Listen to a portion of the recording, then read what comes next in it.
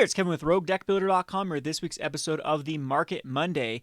We're going to talk about Mythic Championship Cleveland and about the booms and bust of the standard cards and which cards potentially are going to see a lot more play in the meta going forward, and of course which ones I think that you should definitely get rid of as they had poor performances at the Mythic Championship. However, before we get into that, I want to talk about a little bit of a rant, a little bit of a pet peeve with me concerning MTG Finance.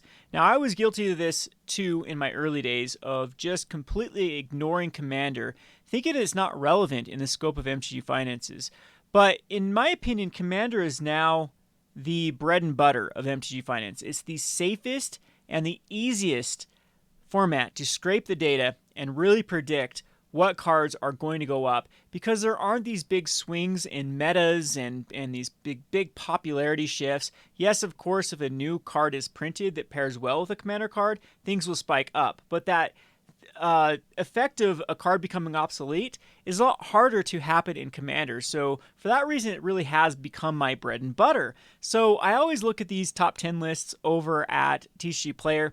TCGPlayer, of course, is a trendsetter when it comes to cards being purchased. Usually when there's a lot of activity on TCGPlayer, then you'll have a lot of activity on the rest of the Magic Finance venues, like the different vendors or even CardSphere. And of course, going over to TCGPlayer, sorting by popularity is a good resource that everyone should be using, and I do highly encourage you to browse over these top 10 cards sold that John Corpora puts out. Was it weekly that he puts these out? But it's just I like to rant about John in particular because you'd think that this sort of article would be more Magic the Gathering Finance oriented. You're kind of doing an article on cards that were sold, and there is a few paragraphs in between the cards, or a paragraph usually, or a sentence usually, that is trying to give John's perspective of why cards went up.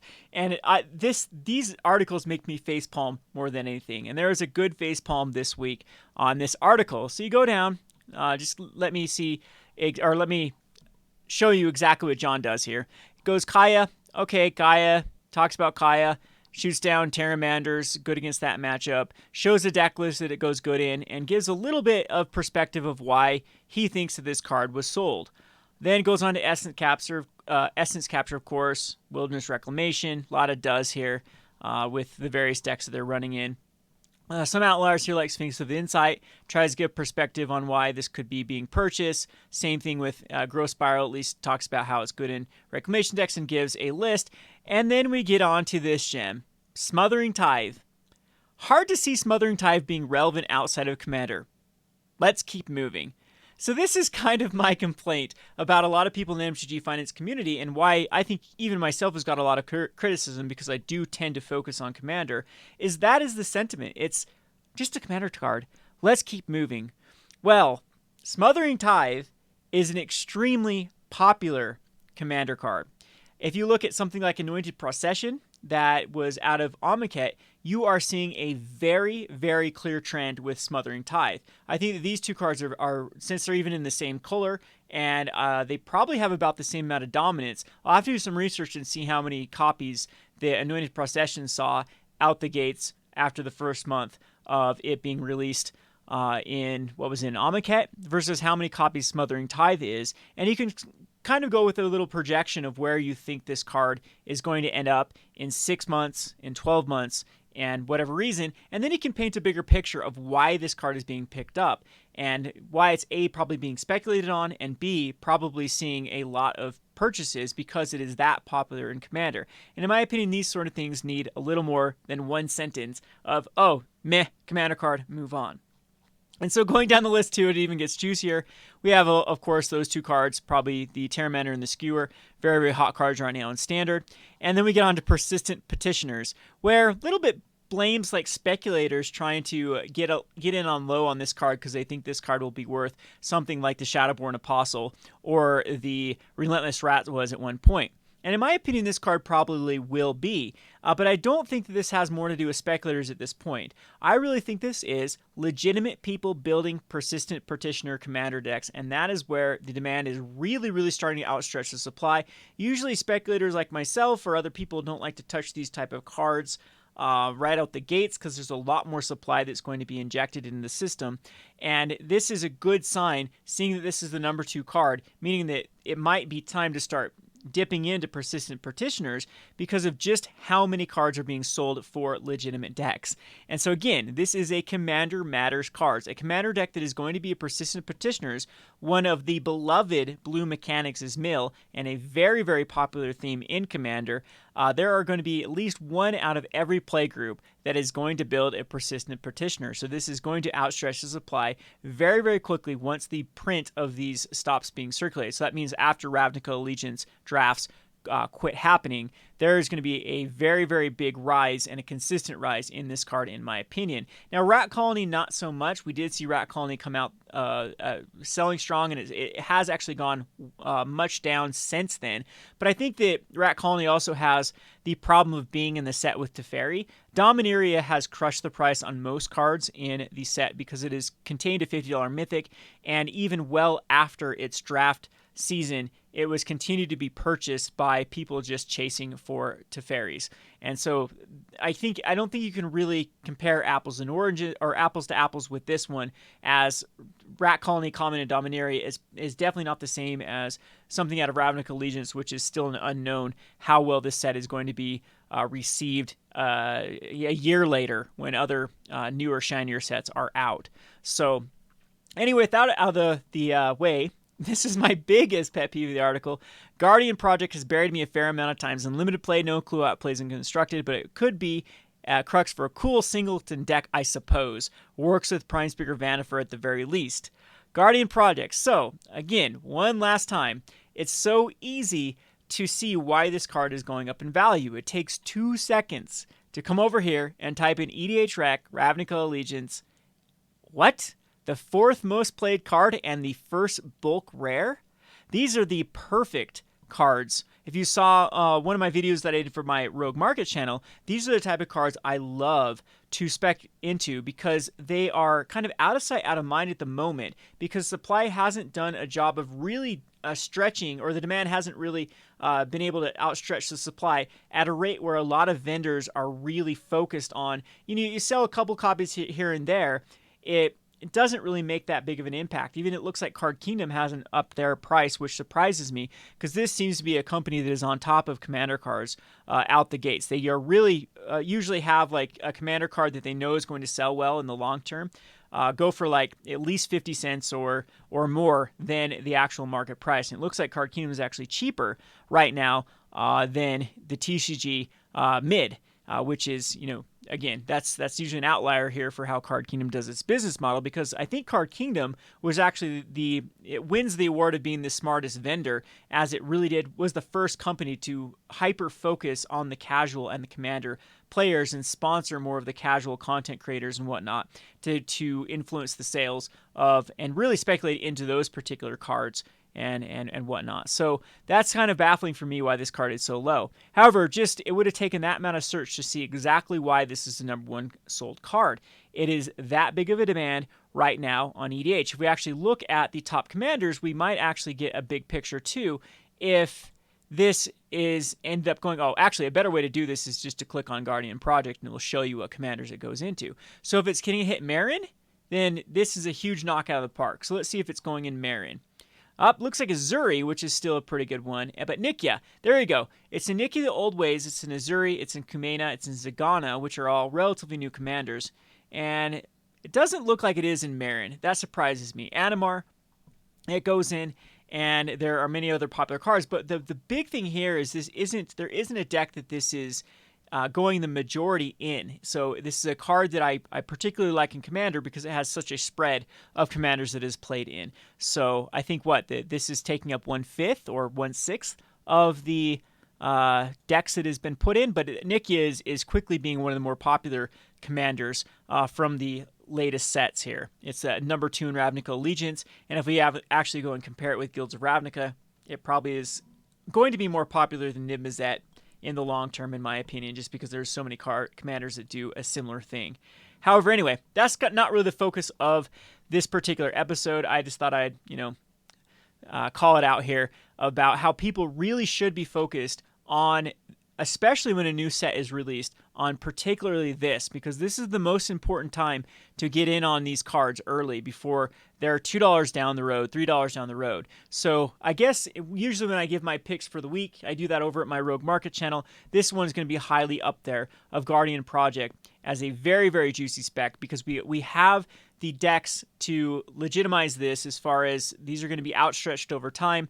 And we also have this as the number one card sold, so there's already people dipping into this, whether it be actual speculators or actually people buying into the deck. And in my opinion, this seems to be a card that isn't too far of a stretch to see competitive play. If nothing else, it might be a good sideboard in a good stuff or a value deck against control or against other mid-range decks in the future, as this does tend to seem to be a card that can grind out games by just casting a creature, drawing a card if you don't have a creature that shares a creature name with it, and kind of rinse and repeat. But in Commander, in a singleton format, it's always going to draw you a card. Card advantage is what you want. This goes in a lot of Commanders and will continue to go into a lot of Commanders going forward, because it's a lot easier of an enabler for that card draw than many of these current cards that are being used in green decks to do a very similar effect. So keep in mind that Guardian Project is a very good spec right now, and a lot of times I just wish that people would give it the respect that it deserves with the Commander format, with the Smothering Tides, the Persistent Petitioners, and the Guardian Project. Commander is still the fastest growing population, I guess, in Magic the Gathering of people playing, and I think that once the arena and singleton Magic brings a lot of people into the game, eventually those people find out that they're more of a casual multiplayer player, and they turn into Commander. We see it time and again, and I think this is what's going to happen to a huge amount of arena players that will get sick of the more of the competitive cutthroat 1v1 and go to their local game store maybe to compete in some 1v1, figure out it's not for them, gravitate over to Commander, and I think we're going to see in 2019, more so than even Modern, I'm expecting a huge Commander boom in cards. So we'll keep our eye very, very much on the Commander format. All right, so that's a big rant. We're already into 12 minutes, and not really much content, though, for this particular Mythic Championship. Let's go over the Mythic Championship. So it was won by Mono Blue Aggro. There are two more in the top 8, so the clear winner, of course, from this tournament was Mono Blue Aggro.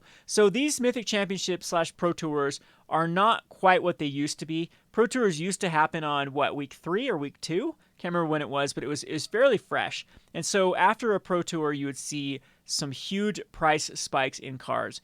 In this particular one, we saw the Entrancing Melody, so let's go over to paper, has spiked up. As you can see over here, it was one of the top cards that was played in the tournament, because both some of the control list and, of course, the Mono Blue are running these. Very good card against Mono White to take away their early threats and use it against them. It's a great way for them to stabilize. It's also good in mirrors, and I think even the Drake decks were running Entrancing Melody. It seems to be a very, very good sideboard card, if not even some copies in the main. Actually in the Pro Tour winning deck, there was one in the main, so a total of 4 of them total. So the card is definitely there. So Entrancing Melody was a bulk rare card. It was one of those that kind of went under the radar. I do believe I did pick this in one of my market episodes somewhere, because it really felt like Threads of Disloyalty to me, and it just seemed like it was underrated. And now it's finally has found its chance in the sun, and I would not particularly, if you do have these, I would sell them for their price. I believe that they've spiked up even on TCG market to around the $3 to $4 mark. And let's just pull it up here to see exactly what it's going for. And it has gone a little bit down from kind of it's where it really did peak. Yeah, it did go to 6, and it's been falling lower. Market price is down to about $4.30 mid price.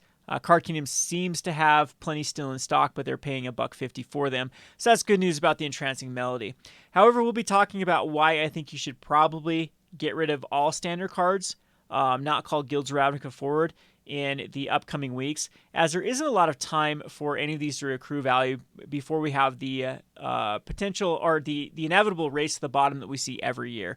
with rotating cards. And every year it seems to start a little bit earlier than the last one, as vendors that got burned last year are vowing not to get burned this year and be the first one out.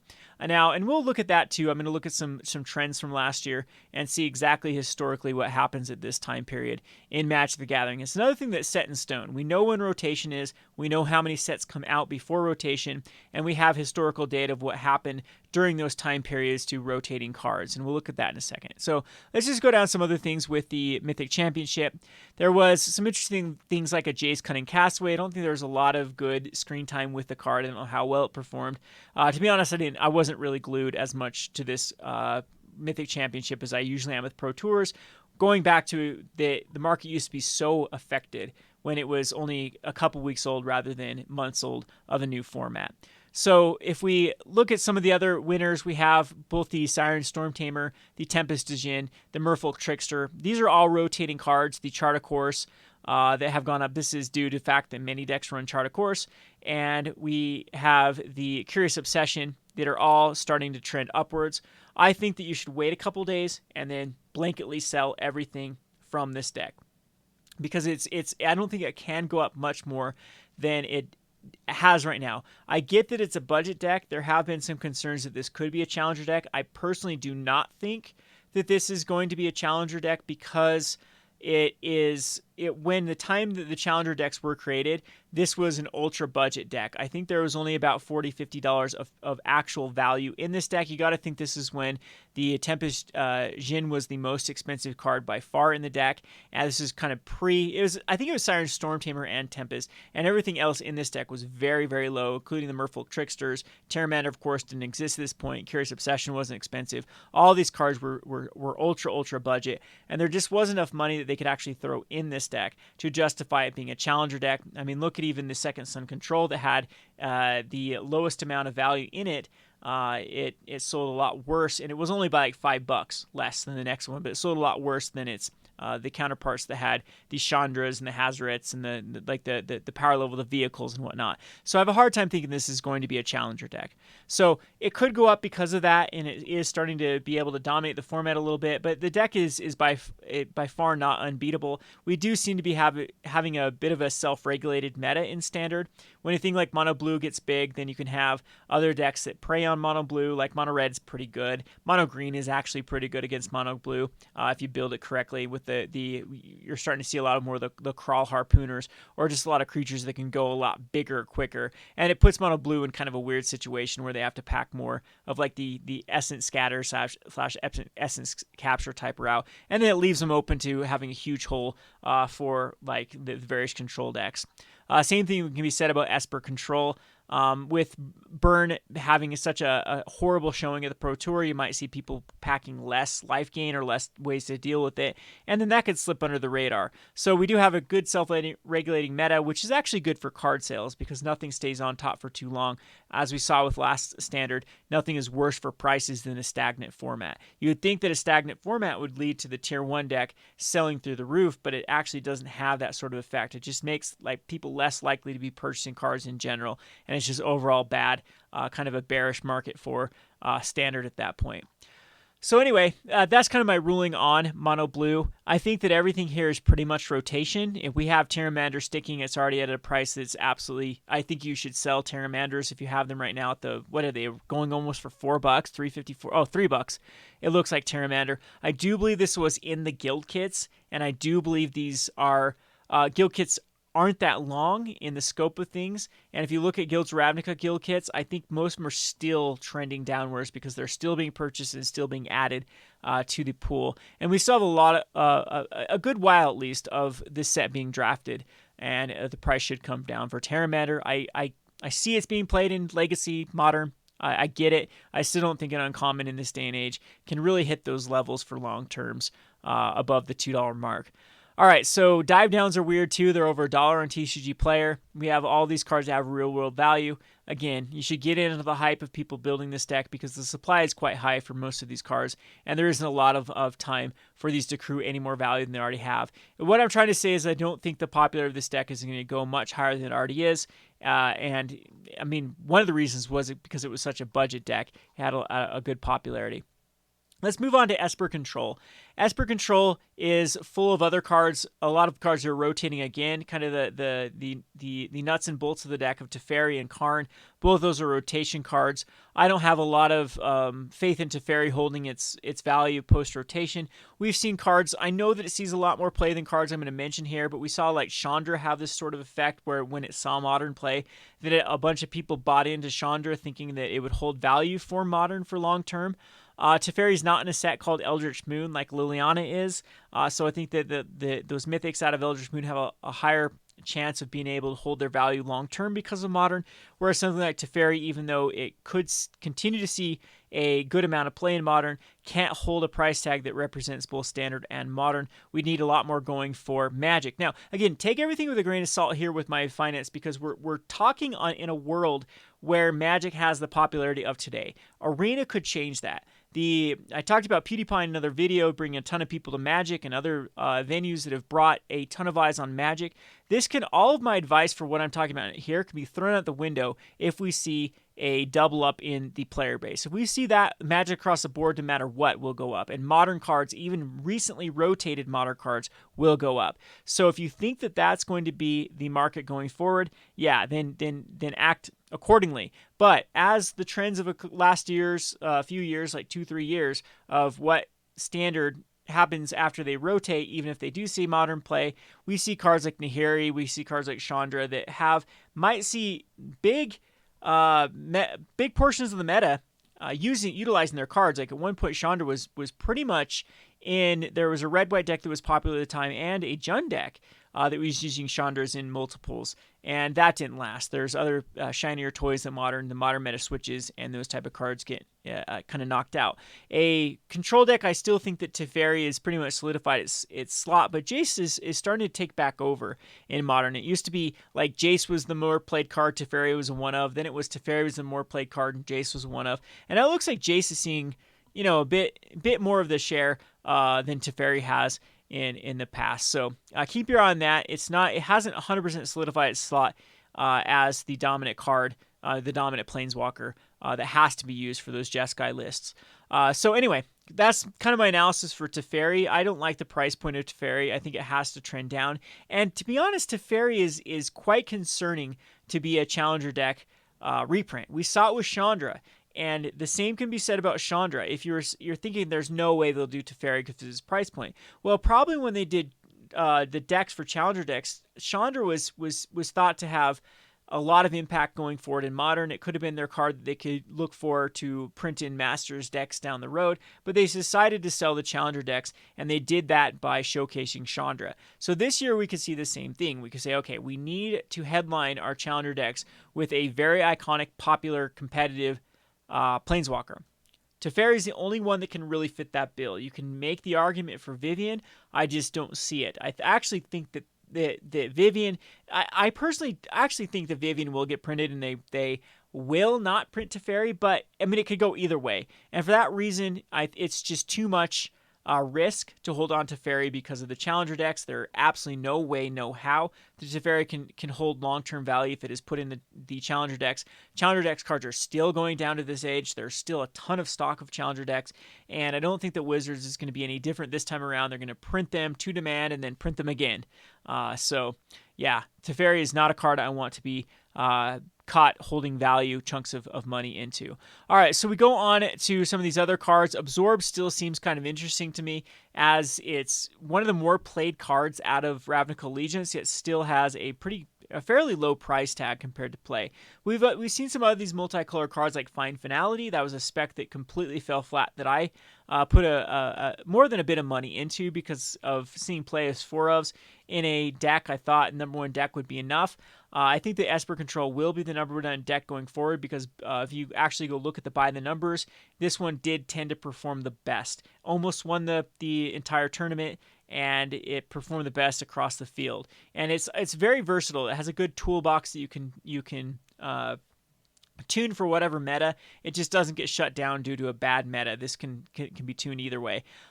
Same can be said for Kaya's Wrath. Both of these seem like they're undervalued compared to play, but being shoehorned in, this is where they're played in Esper Control, kind of how Find Finality was in Golgari midrange might keep their prices down, might keep their prices always lower than they honestly should be, but just because of that flexibility, not going in multiple decks that aren't even tier, then that's kind of the issue with them.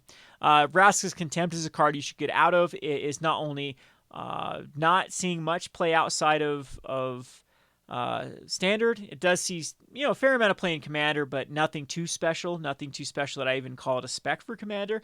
And it doesn't see any, I don't think, in Modern. Maybe occasionally in Modern. There's just better ways to get rid of threats than a 4-mana instant spell. So Vraska's Contempt, I think, has a high probability of being printed in a challenger deck, and this is a card, again, you should just cut your gains here, or your losses whenever you spec into it, get out of the card. It, again, performed pretty well. It's pretty consistent in the meta, but we'll be looking at here shortly about trends in the past. Shurzras Kanta, same thing, sees a lot of modern play, but I really think that, this one's a little bit harder to print in a challenger deck because of the split aspect to it, so the split card, usually requiring a token, but maybe they'll just forego that, or maybe they'll just include the token. There are also cards like Eldest Reborn that have a real-world price tag of over $1. Usually these uncommons can't hold long-term. This one does have a little bit of exception because it does actually have quite a bit of commander play. Hostage Taker is another one that's getting very interesting because this is pushing up to the point that I think it might just be a sell. And even Thief of Sanity, just because Thief of Sanity I know doesn't rotate, but it also was a card that didn't see any play for quite some time. So this is a card that needs the right meta, and it needs the right support cards. So after rotation, it might be that it might have a meta too where it will just need more cards to support it. And so when rotation occurs and people start building decks, this card will be too weak because Thief of Sanity is only as good as the card supporting it is. You have to keep this alive. It's kind of a liability for a 2/2 that it needs to connect a few times to make it worth it. So anyway, that's kind of my go with the Esper control. We have the Is It Phoenix, which did pretty bad overall. The Arclight Phoenix version actually did better than the Drake version, but this is another card that I think is very, very susceptible to being printed in a challenger deck, even though a lot of the cards are sticking around.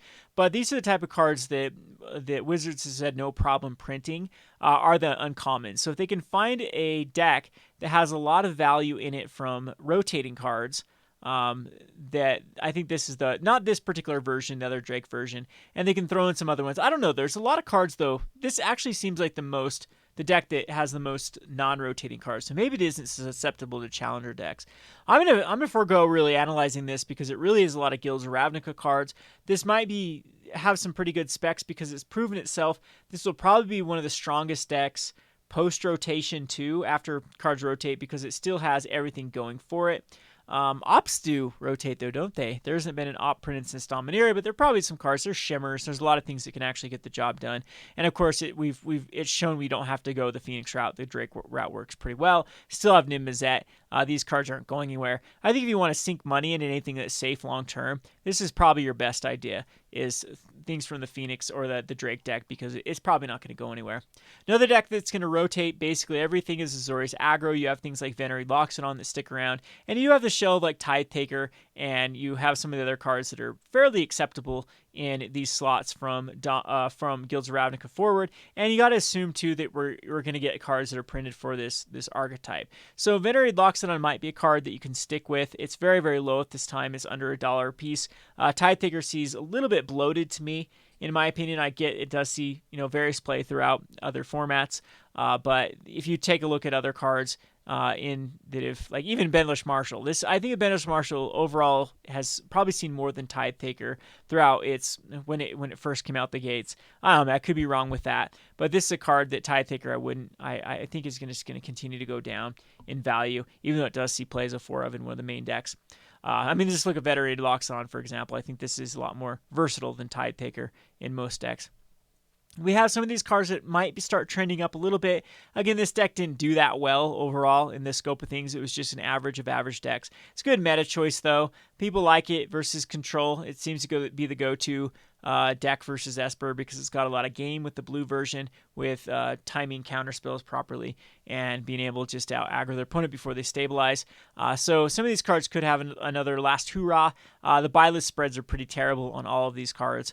So there's a lot of faith from vendors. History Finale has an absolutely awful buy list spread right now, being sold for about $13.50, but the highest buy list price is about $6.50. I think it was actually even less than that. Everyone also thinks that this is, out of all the candidates for a challenger deck, this is the one that is pretty much a shoe-in that some sort of version of Mono White is going to be printed. Simic Nexus is another one that's weird because Nexifate doesn't seem to be getting banned in paper at all.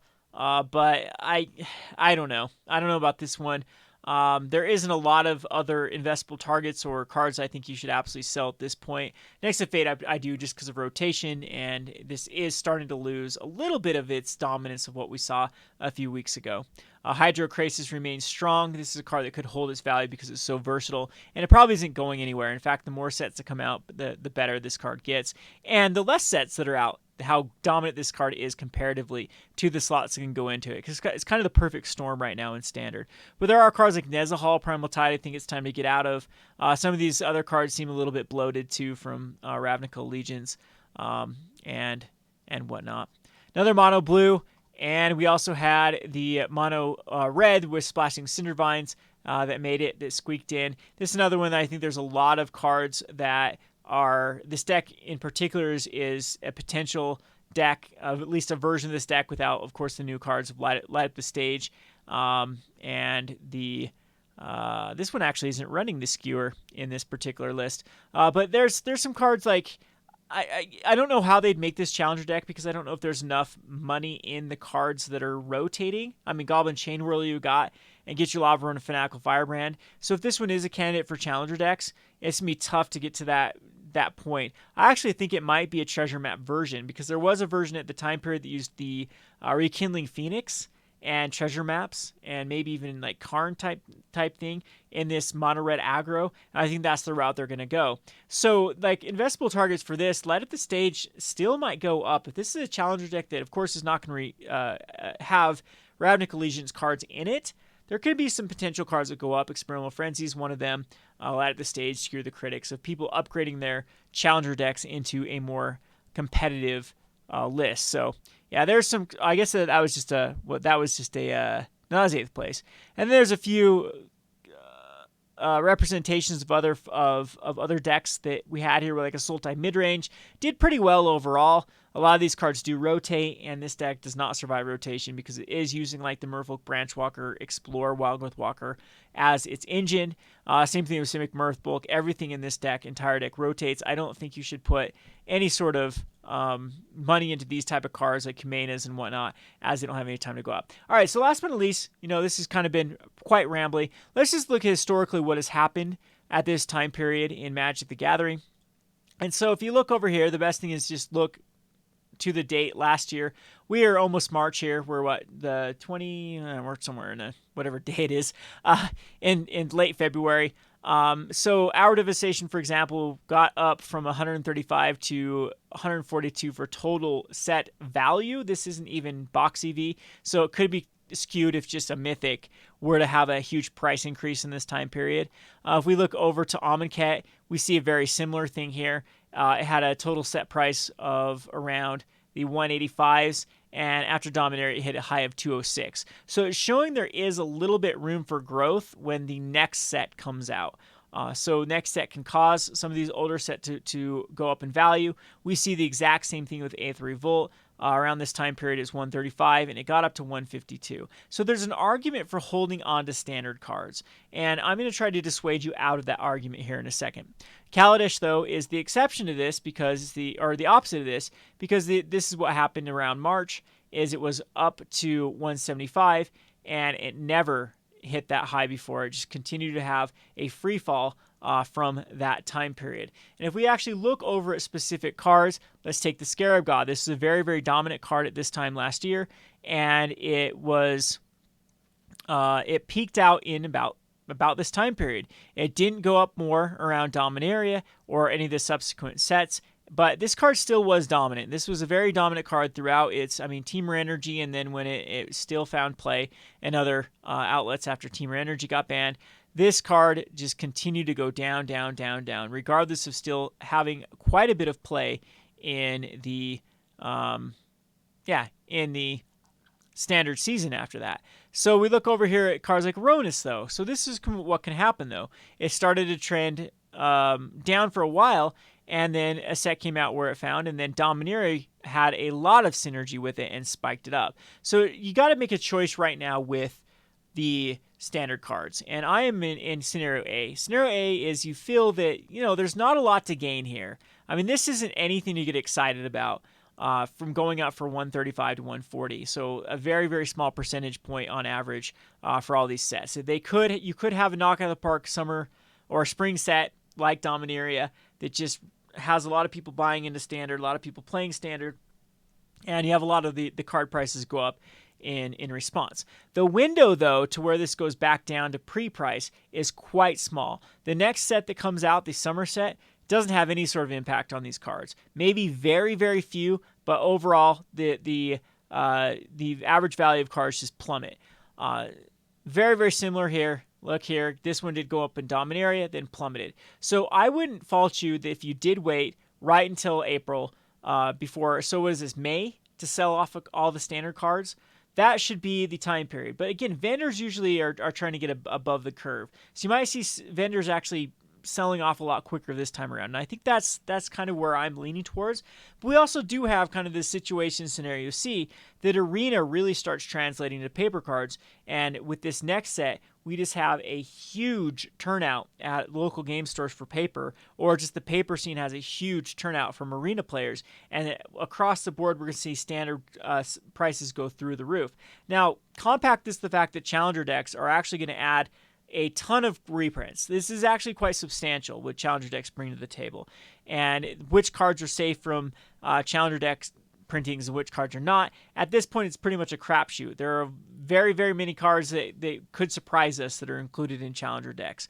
And I don't know, like I was looking even like they could go Angels and throw in a few of the Boros Angels from the Guilds of Ravnica and then print a bunch of them from Dominaria and, you know, other Angels that have existed. So an M19 Resplendent Angel. And cards that I think are pretty safe because I think they go another mono white route could absolutely be the worst thing to try to hold on to. So I'd rather be safe with my money. If we have a huge boom in standard because of Arena, well, it probably means it will translate towards Commander or Modern. And so I think that even getting out of cards right now, taking the safer and then investing in those type of cards is still just a win-win. So scenario A, it happens like last year, everything plummets. Nothing really goes up because there is no blockbuster like Dominaria set that just creates a bunch of new archetypes of deck. Like Dominaria was pretty late in the addition to sets. There wasn't a lot, more coming out after that, so that really affected it. But that seemed to be a big set that did. And then, because we're right here. We're at Ixalan. This is exactly, we have two sets in this standard. And then, so Dominating the scope of things shouldn't have been as impactful it was on average of other sets. This one was. We'll have to see if War of the Spark is that impactful to Dominaria. But if you're really just looking at historical stuff, there's very few sets that do this, and this effect won't even happen. It will just continue to flatline out or even decrease for the overall average value of rotating standard cards.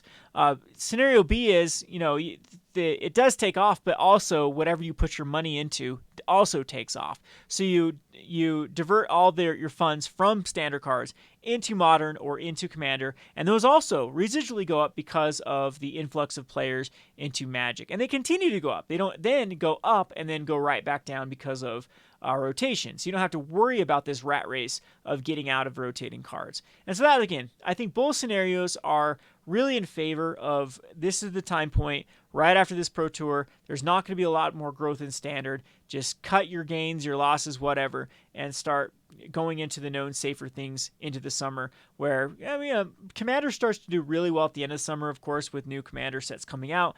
And Modern does very well usually in the spring. Modern does exceptionally well. And then towards rotation, Modern really, really starts to pick up. So that would be my advice with there. So that's kind of where I'm going. A few things I do want to announce too. Well, I need to get my thoughts together and really do this well. We're approaching 2,000 subscribers on the Rogue Market. I highly suggest if you're a fan of this particular video series that you go check out my Rogue Market channel. I tried to do more of preparation, for that channel where I get a lot of my my information straight before I record a video. Market Monday, a lot of times I look. I mean, this video is not even out till more like Tuesday for most of you. I'm like, oh, deadline, got to get this out. Got a topic I can talk about. Let's just ramble. And a lot of people appreciate that. A lot of people like this more off the cuff type, solving it as we go type formulation in the Market Monday. However, Rogue Market is definitely more of something that is researched and planned. And even the Rogue Roundup is a video series that I take a lot of pride in and a lot of research for, where I give my top 5 specs of the week, one from each format: Pauper, Legacy, Modern, Standard, and Commander. Forgot my favorite one. But anyway, go check out the Rogue Market channel. We're going to hit 2,000 subscribers. And as a celebration for the 2,000 subscribers, I'm going to be, what are we going to call this stupid thing? It's going to be the Fantasy Finance Portfolio. So what it will be is you're going to pick $2,000 worth of cards. Now, you don't have to invest in this card. This is just a fantasy. So it's a mock. You can put up to 2 playsets of any card and make a portfolio of $2,000 utilizing TCG Mid. So a good place to go here is just to create a deck. So they have a way to actually make a deck here at Goldfish or anywhere else you want to make a deck. Submit the overall deck so we can get the price of the deck that it is $2,000. And then we don't know how long the competition is going to go. We're probably going to let it last at least 2 months or 3 months. And then in 3 months, you can win my YouTube ad revenue worth of ad revenue that I made up to the 2,000 subscriber mark on the Rogue Market, and that actually came out to about $86, and $86 is exactly the cost of a Battle Bond booster box at the moment. So I'm going to be giving away a Battle Bond booster box just for picking the best $2,000 portfolio. So it's something where I like to try to invigorate people to really get into this MTG Finance little gig and try to, it's just fun. Even if you're not an investor yourself and just like finance, just like watching it, this is a good way to get your feet wet in it and win something in response. So it's going to be a nice little challenge, the 2,000 portfolio challenge, and we're going to try to have people like, you need to justify or do a little write-up of why you're investing in particular cards. We'll read some of those off. I'll give my critiques on those, and I think it'll be a fun little community-driven competition that we're going to hold. So definitely go and check out my Rogue Market channel where I'll have links in the description of where I do more of the finance stuff, and try to avoid this. Try to avoid forgetting that other people exist called Commander players, and they actually have a huge effect on the market. So looking forward to your portfolios. You'll be able to submit, be looking for that video that will be more detailed on how to enter and whatnot. This has been Kevin with the Rogue Deck Builder. Thanks for watching.